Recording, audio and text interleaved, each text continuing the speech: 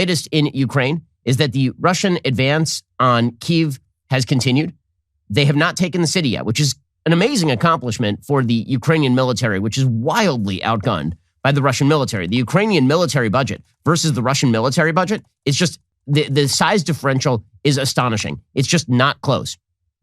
The simple fact is that Ukraine has the power to fight a guerrilla war, but I don't think anybody thought that they were going to go toe-to-toe with the Russians at this point. Ukraine has about $6 billion in their defense budget, but that is 1/10 of Russia's defense budget, according to the latest data from Stockholm International Peace Research Institute. Yet somehow, Ukraine is still holding off the Russians from taking its major cities, which is a major, major accomplishment at this point. Now, Russia is activating apparently 1/3 more of its force, which has been located mostly in Belarus. Belarus is talking about sending in its own troops because Belarus is basically a proxy state for Moscow at this point. But the simple fact that the Ukrainian government has lasted this long must put a scare into Vladimir Putin in a very, very serious way and lead to a lot of pride among Ukrainian citizens who've basically been going this alone. There have been heavy economic sanctions that have been placed on the Russian government, as we'll get to in just a minute. Only in the last 24 to 48 hours has there been real materiel shipped into Ukraine from the European Union. But it's looking as though if Vladimir Putin can't clean this thing up inside of the next week, this turns into a prolonged guerrilla war at the very, very least for him. Vladimir Zelensky doing an incredible job leading the Ukrainian people. He refused to flee the country, and he's got a couple of iconic moments that are going to go down in history already. That video of him saying, "Send ammunition. I don't need an exit. I need ammunition." That's the kind of stuff that nation-building myths are made from. According to the Wall Street Journal, Russian and Ukrainian officials were meeting for the first talks since Moscow began its invasion 4 days ago, as Ukraine's defenders held on to the capital in Kyiv and pushed back Russian troops in urban combat in their second largest city, Kharkiv. In a sign of growing tensions with the West over Ukraine, Vladimir Putin also ordered the country's nuclear deterrence forces to be put on alert. And this is freaking people out. He doesn't mean to nuke anybody at this point. What he is doing is sort of signaling that if things go badly or if there's too much intervention by the outside world, then maybe, just maybe, he'll start firing up the nuclear missiles. Now, that is highly unlikely because that, of course, would be suicidal for him, but it has a lot of people on edge. You never want to be in a situation where you are one button push away from nuclear war, obviously. According to the Wall Street Journal, a delegation led by Ukraine's defense minister began those ceasefire talks on Monday with Russian officials at the Ukrainian border with Belarus, as Ukrainian forces repelled a series of Russian attacks on the capital, and Russian troops shelled a residential neighborhood in the eastern city of Kharkiv, as the talks on the fifth day of Russia's invasion of Ukraine come after Russia's forces have struggled to make headway in most of the country and failed so far to take any of Ukraine's major cities as they faced fierce resistance. Russia was pouring large reinforcement convoys across the border on Monday in what could be preparation for a renewed push on Kyiv and an attempt to besiege it. They withdrew a bunch of their kind of tanks and military munitions from around Kyiv late last night, and the impression by military experts is that this was preparing the way for a heavy bombing campaign. Now, at the very beginning of this war, there was a baseline assumption that the Russians would take out the Ukrainian Air Force. They still have not taken out the Ukrainian Air Force. Not only that, the EU is now shipping new jets into Ukraine as we speak. So this war is actually heating up for the Russians. It is not being tamped down nearly as fast as they thought it would be. An indication that Moscow may be shifting to a more destructive approach of targeting civilian areas. A northern neighborhood of Kharkiv, Ukraine's second largest city, came under shelling by multiple rocket launchers on Monday, according to witnesses and video footage from the area. This is the Wall Street Journal reporting. The extent of civilian casualties was not immediately known. There were fatalities. And the chances of a ceasefire being agreed to on Monday are extremely unlikely, given the fact that Putin has already gone in this far. As additional Russian forces entered Ukraine, Kyiv continued to bolster its own military by mobilizing 100,000 new troops and arming its units with sophisticated new weaponry flowing in from the west. Authorities in Kyiv, which was under curfew starting on Saturday afternoon, while Ukrainian forces engaged in firefights in several neighborhoods with Russian infiltrator units wearing civilian clothes or Ukrainian uniforms, allowed residents to move around on Monday morning. The metro is still working inside of Kyiv at this point. Meanwhile, the Russian markets are completely shut down. They had to shut down their stock market because the ruble dumped about 30%, and they have runs on banks in Russia because of the cutoff from the international banking system that has finally materialized, not with much help from the United States, by the way. Outside one supermarket on the western side of Kyiv, according to the Journal, the waiting time to enter was roughly 2 hours, even though many of the neighborhood's residents have fled the city for the relative safety of western Ukraine. The city was calm, no looting, no violence. Regular troops and volunteers with yellow armbands manned checkpoints at key intersections. Kyiv authorities warned that any looters would be shot on sight. In some areas, signs of intense fighting were visible, with broken glass, a car with a bullet hole in its windshield, fragments of shells, and grenades. If you take a look at the map, what you see is that the Russian ground troops have penetrated parts of the north. They've done more serious penetration in the south. And so the border of Ukraine seems to be shrinking gradually, although not nearly as extensively as people thought it would be this far into the war. Zelensky said on Monday, on the 5th day of the full-scale Russian invasion against the people of Ukraine, we are standing firm. Every crime the occupiers commit against us brings us closer and closer to each other. Russia never imagined it would face such solidarity.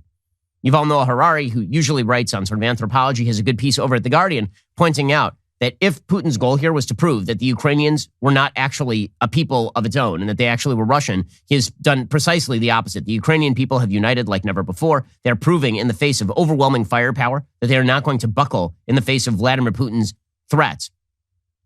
Putin refused to take a call from Zelensky on the eve of Thursday's invasion, which he said seeks to oust the Ukrainian government and quote-unquote demilitarize the country. Russia sent a delegation to the southern Belarusian city of Gomel on Sunday. Zelensky initially said he refused to meet in a country that had become a launch pad for Russia's attacks, but he did speak by phone to the Belarusian president Alexander Lukashenko later on Sunday. Lukashenko has said he might mobilize troops in support of Vladimir Putin. And apparently he then agreed to have some envoys head on over to the Ukrainian-Belarusian border. He wasn't going to go himself, frankly, because he's afraid that he was going to be assassinated. There is talk already that the Russians have been sending in kill squads into the middle of Kiev in an attempt to find Zelensky and just kill him outright. So that is the state of play on the ground. The mayor of Kiev put out a tweet last night suggesting that the entire city had basically been cut off and surrounded. No one could escape. He said that we can't actually evacuate civilians at this point. He said we can't do that because all ways are blocked. Right now, we are encircled.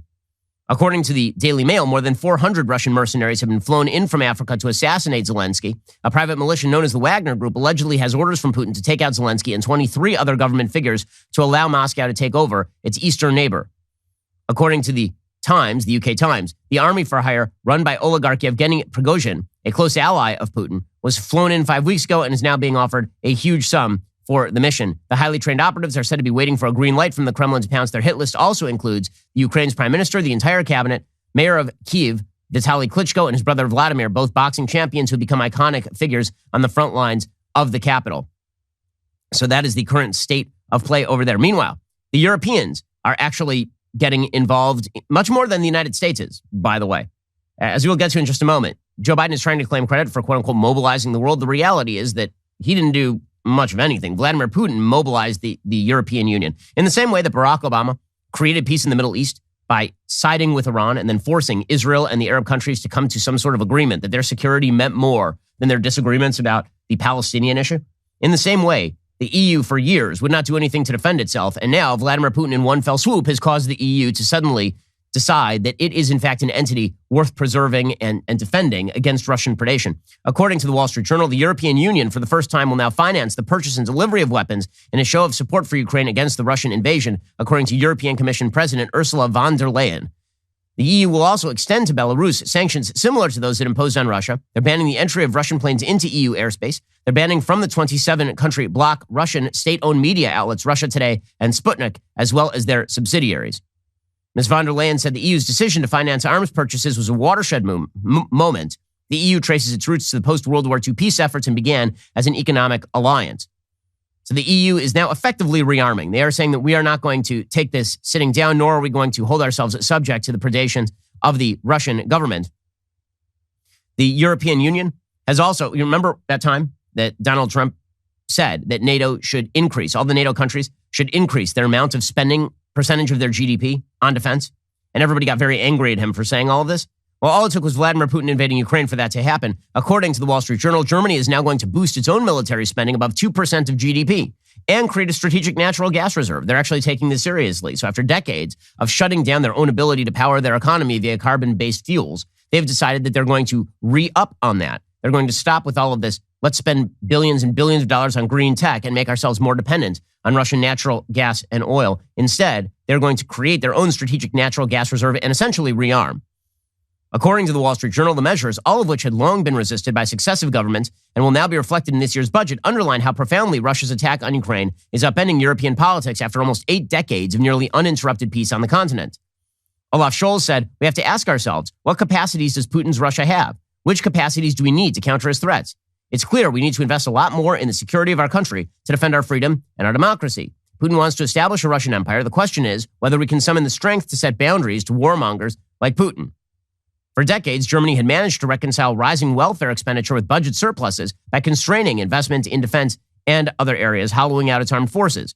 Also, the country has resisted diversifying its energy resources, relying instead on plentiful Russian gas supplied through the controversial Nord Stream undersea pipeline running between the two countries. Germany has more than half of its gas coming from Russia. Scholz said he would immediately invest the equivalent of 100 billion euros in weaponry. Starting now, he said, Germany's military spending would exceed the NATO organization's spending target of 2% of GDP. He also said the government would create strategic gas reserves and finance the building of 2 liquefied natural gas import terminals on the country's northern coast. So finally, the Europeans are actually getting serious about what it is they are doing at this point. Ukraine, for its part, is saying, we would like to join the EU formally. So all of the things that Vladimir Putin was seeking to prevent here, namely Ukraine joining the EU formally, he has now essentially forced the hand, which, by the way, means that he is going to have to go through full scale with the invasion. There's not going to be a peace agreement here, short of Zelensky essentially surrendering himself to Putin, which he's not going to do. How's this for a title? Ben Shapiro Show subscriber destroys like button with clicks and logic. I'd watch that. Make it happen, gang.